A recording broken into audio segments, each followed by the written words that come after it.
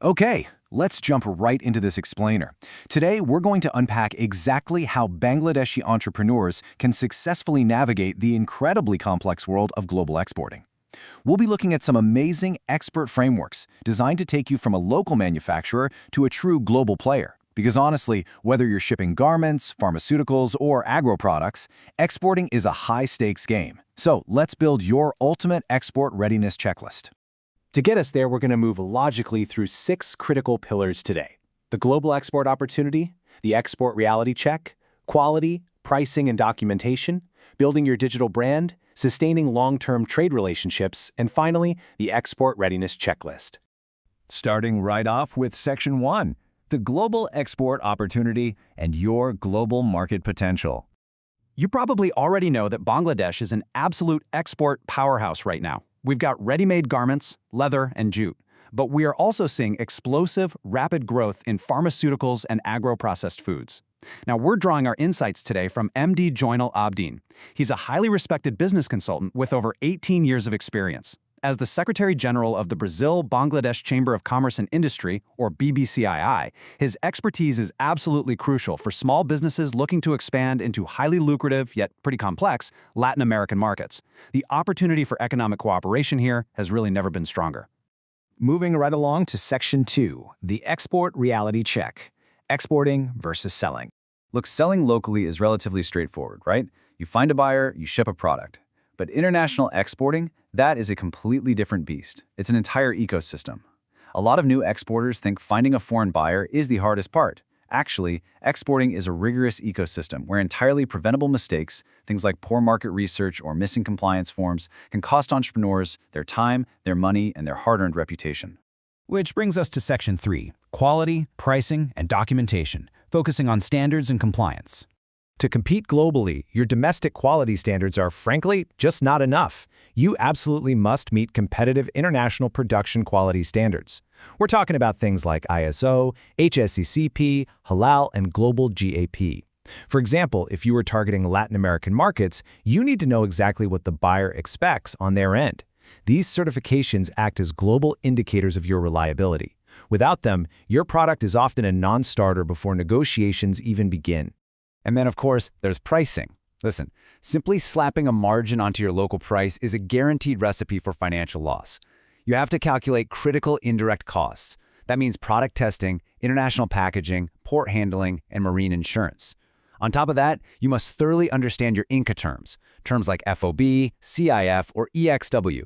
These dictate exactly who pays for what and who holds the risk at every single step of the journey. If you don't calculate these correctly, you will literally export away all of your profit. Then there's the paperwork. There is a massive volume of mandatory shipping documents required. A single typo can be catastrophic.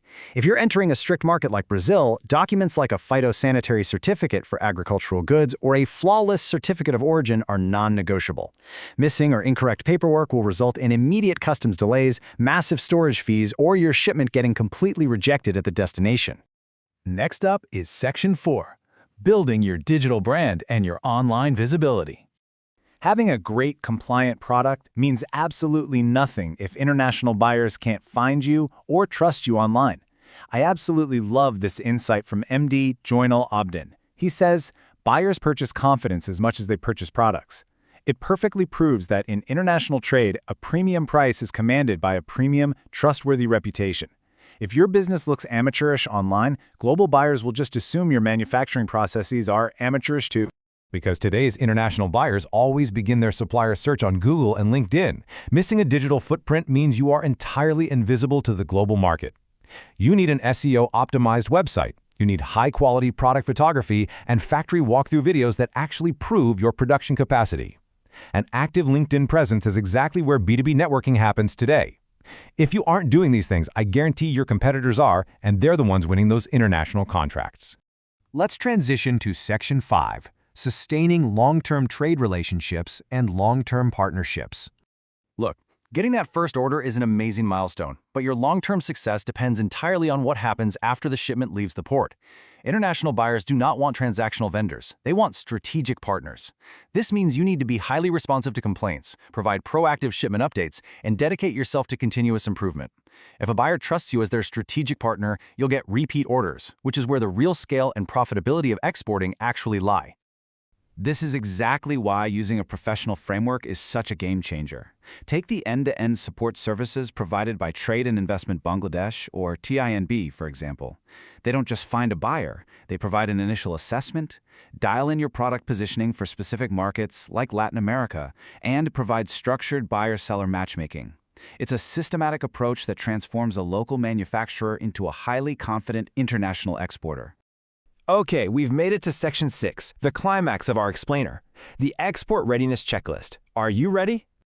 Let's do a rapid-fire self-assessment to see if you are truly prepared. Question 1 is about business and product readiness. If a buyer from Brazil suddenly orders 10 times your usual volume, can you handle it? If you can't guarantee consistent quality across massive export orders, or if you're missing the required certifications, you risk totally ruining your reputation on your very first shipment. Question 2 focuses on financial readiness. Have you accounted for all those hidden costs we discussed earlier? Because exposing yourself to high-risk payment methods, like open account transactions with unfamiliar buyers, is a fast track to financial ruin. You absolutely must master secure payment instruments, like letters of credit, to protect your cash flow. Question 3 is logistics readiness. Your buyers expect their shipments on time and in perfect condition, making logistics the ultimate test of your customer service. Have you partnered with reliable freight forwarders? Do you have marine insurance? Because when things go wrong at sea, and trust me, a container ship in a storm is no joke, you need to be fully protected. And here's my final question to you as a mentor. Are you really trying to do all of this completely alone? I have to warn you, the cost of expert guidance is always drastically lower than the financial impact of a failed shipment, a seized container, or a rejected order. Please do not try to guess your way through international customs and compliance. So, based on this rigorous checklist, we arrive at the ultimate crossroads. You've seen the frameworks, the necessary quality standards, the hidden costs, and the digital demands. Will you remain a local manufacturer, or are you prepared to embrace professional guidance, conquer these challenges, and build a sustainable export legacy? The global opportunity is waiting out there. The rest is totally up to you.